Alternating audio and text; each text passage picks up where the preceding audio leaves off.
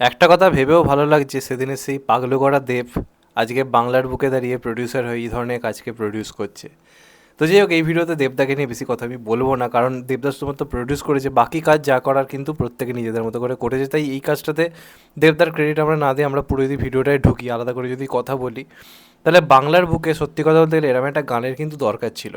আজকে আমরা যখনই বাংলাতে কোনো রকমের এই ধরনের গান নিয়ে কথা বলি, আমাদেরকে হিন্দি সিনেমার গানই সবার আগে মাথায় আসে। যেমন আমি যে তোমার, ফ্রম দ্য মুভি ভুল ভুলাইয়া বা ভুল ভুলাইয়া থ্রিতে রিসেন্ট আসা, সেই গানগুলোর আমরা কথা বলি। কিন্তু বাংলাতে এরকম ক্লাসিক্যাল গানের খুবই অভাব ছিল। এবং এই সিনেমাটার মাধ্যমে কিন্তু দেবদা একটা নতুন ট্যালেন্ট তুলে এনেছে, যে এটাতে মিউজিক ডাইরেক্ট করেছে। তার নামও আগে আমি খুব একটা শুনিনি। অসম্ভব ভালো মিউজিক দিয়েছে। গানটার কম্পোজিশন টপ নচ লেভেলের। এবং এই গানে রুক্মিণী মৈত্রর যে পারফরমেন্স, মানে দেখার পরে বলতে বাধ্য হচ্ছি, বিনোদিনী আর কাউকে মানাতোই না। চোখ বন্ধ করে বলছে, আর কাউকে মানাতোই না। কী লেভেলের ডেডিকেশন দিয়েছে! জাস্ট পারফরমেন্স দেখো রুক্মিণীর। এরকম ক্লাসিক্যাল ড্যান্স করা কিন্তু সহজ কথা নয়। রুক্মিণীকে পুরো মানে রীতিমতো এই সিনেমাটার জন্য সব কিছু শিখতে হয়েছে নতুন করে। এবং সেটাকে যেভাবে আমরা দেখতে পাচ্ছি, মানে বিশ্বাসই হচ্ছে না যে এই মেয়েটাই কদিন আগে বুমেরাং এরকম রোবটের চরিত্র অভিনয় করছিল, ওরকম একটা মডার্ন মেয়ের ক্যারেক্টার প্লে করছিল। মানে মানে সিরিয়াসলি যখন আমি কবির দেখেছিলাম, আমি বলেছিলাম এই মেয়েটা কিছু একটা করে দেখাবে। আজ কিন্তু সে করে দেখাচ্ছে, মানতেই হবে। এবং এই গানটাকে যেভাবে যে স্কেলে শ্যুট করা হয়েছে, এক কথায় অনবদ্য লাগছে। প্রথমে আমরা দেখতে পাচ্ছি মীর বসে রয়েছে, ক্যামেরাটা আস্তে আস্তে পিছন থেকে সামনের দিকে আসছে এবং ওখানে মীরের সামনেই পারফরমেন্সটা হচ্ছে। অনেকে বলতে পারে এই গানটা কেন হিন্দি গান, বাংলা সিনেমা যেহেতু কেন হিন্দিতে গানটা হচ্ছে, এই কথাটা অনেকে বলতে পারে। আই থিঙ্ক এখানে মীরদার যে ক্যারেক্টারটা, সে পুরোপুরি নন বেঙ্গলি একটা ক্যারেক্টার, যে কোনো রকম ডিল করতে আর কি এখানে আসে এবং তাকে তার সামনেই পারফরমেন্সটা হচ্ছে। সে হয়তো হিন্দি গানের হয়তো আবদার করেছে, যে কারণে হিন্দিতে গানটা হচ্ছে, এটা আমার ধারণা। কারণ বাদ বাকি তো সব কিছুই বাংলাতে হয়েছে, গানটা কেন হিন্দিতে? এই প্রশ্নটা আমি জানি কমেন্ট বক্সে অনেকে করছে, তাই জন্য আমি উত্তরটা দিলাম। আমার মনে হয় এই গানটা হিন্দিতে করার জন্যই অনুরোধ করা হয়েছে মির্জার তরফ থেকে বিনোদিনীর ক্যারেক্টারটাকে, যে কারণে হচ্ছে। তো সেই হিসেবে দেখতে গেলে গানটা কিন্তু খুব সুন্দর হয়েছে।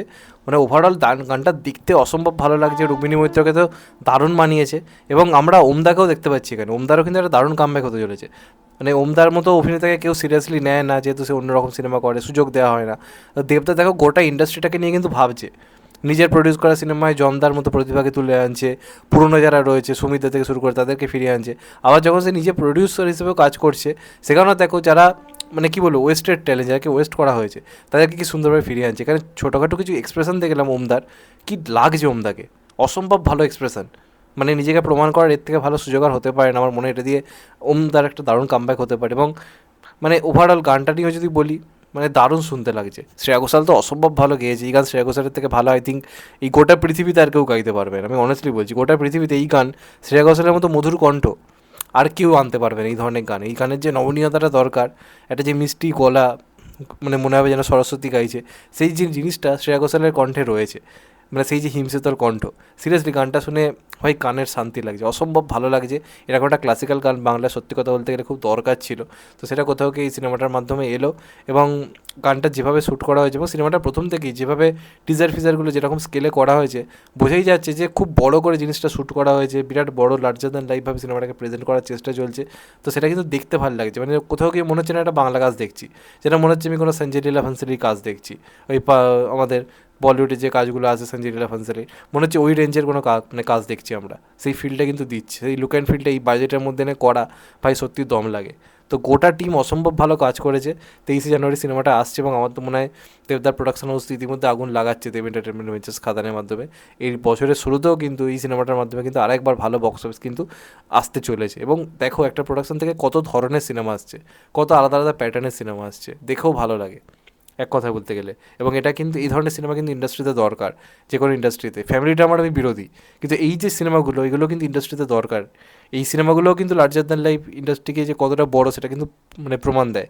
যে কারণে বলিউডের সঞ্জয় লীলা ভান্সালিকে সবাই এত সাপোর্ট করে কেন, যে এই কাজগুলোও কিন্তু বড়। এটা সেই ঘরের মধ্যে থাকা ফ্যামিলি ড্রামা নয়, সেই টাইমের মতো সেট তৈরি করা, সেট ডিজাইন করা, ওই টাইমটাকে তুলে ধরা, রেট্রো যে যুগটাকে ফিরিয়ে আনা, এটাও কিন্তু কম সহজ কাজ কিছু নয়। তো এই কাজটারও কিন্তু সাপোর্ট করা দরকার, পাশে থাকা দরকার। দেবদা নেই বলে এই কাজটা দেখবো না, এই মেন্টালিটি কিন্তু করা উচিত নয়। এবং আমার মনে হয় যে ধরনের কাজ এটা হয়েছে, বা যেরকম ধরনের প্রমিস করছে, মানুষজন দেখতে যাবে, এটা আমার বিশ্বাস। তো এবার দেখা যাক শেষ পর্যন্ত কী হয়। আমার গানটা ওভারঅল দারুণ লেগেছে, অসম্ভব সুন্দর সুর হয়েছে গানটার। এবং কোথাও গিয়ে দেখতে অসম্ভব ভালো লাগছে, রুক্মিণী মৈত্র দারুণ পারফরমেন্স দিয়েছে। তোমাদের কেমন লেগেছে কমেন্ট করে অবশ্যই জানিও।